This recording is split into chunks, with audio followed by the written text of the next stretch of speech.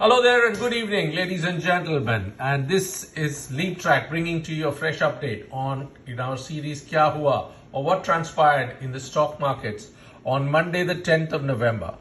And as you can see from the thumbnail, global cues helped the Nifty move up. And one of the biggest global cue was the opening up of, or the upcoming opening up of the US economy after a period of shutdown.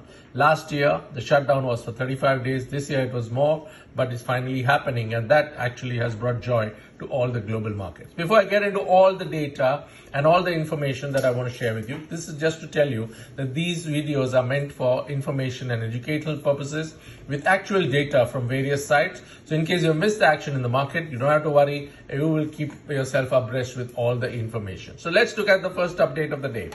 First update is on a 1 month daily candlestick chart.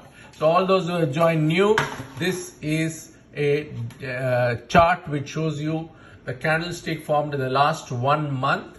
It starts on Wednesday, the 8th of October, which is the red candle on the left, and goes up to the 10th of November, which is today, Monday, and it is the highlighted white candle on the extreme right. As you can see, what happened? It's a white candle. The Nifty actually opened up slightly above yesterday's closing, and then it got pushed up because of positive global news. I already told you what it was. However, there was, after a couple of hours of trading, there's a bit of volatility, and I'll show you that to you. Also, I wanted to show you that there are 4 horizontal lines here: the 10-day EMA, the 20-day EMA, the 50-day EMA, the 100-day EMA. It has some significance, and I'll come to that. Anyway, the Nifty ended up 82 points higher than our previous day's closing with a bit of volatility. And I just wanted to show you that the 4 EMAs, the 10 EMA, 20 EMA, 50 EMA and 100 EMA. So basically the 10 EMA was coming, as you can see in the last videos of mine, the 10 EMA was actually coming to crossover below the 20 EMA. There seems to have been a brief pause because of this positive movement from the US. So all this is bringing something. Otherwise, technically, if the 10-day EMA would have moved down the 20-day EMA, there would have been further bearishness. Let's look at the 15-minute chart. It's a 1-day candlestick, 1 day's 15-minute chart movement. The Nifty started positive, as you can see, and then went up for the next 2 hours. After that, a bit of a seesaw, and there we saw some profit booking at the end of the day, which brought the Nifty down.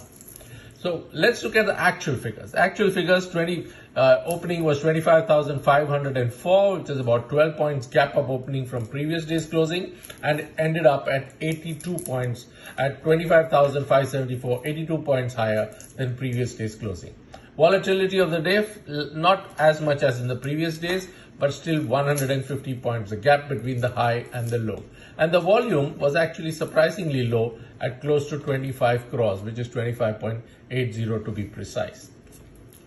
If you look at the indices, I'm just showing you this picture, but I've just arrived in Boston City from Toronto, where I was there for the last 15 days. I'm going to be here for the next 1 month. So basically what we are talking about is, if you look at the Nifty and all the indices, they were marginally up because of the volatile movement. Mid caps, however, was the best performing of the day, and very many quarterly results that got announced were triggering stock movement.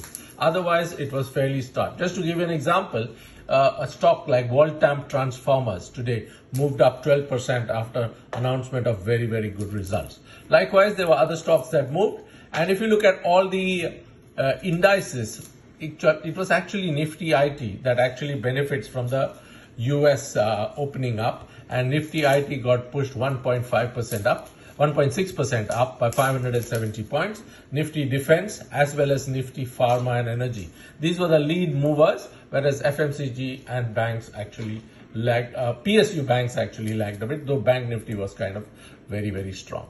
So these are the updates for the day. You can make your own decisions on your portfolio based on this. I thank you very much for joining me and watching this video. Please like and subscribe for you to get more videos like this. Have a very good evening. Bye-bye.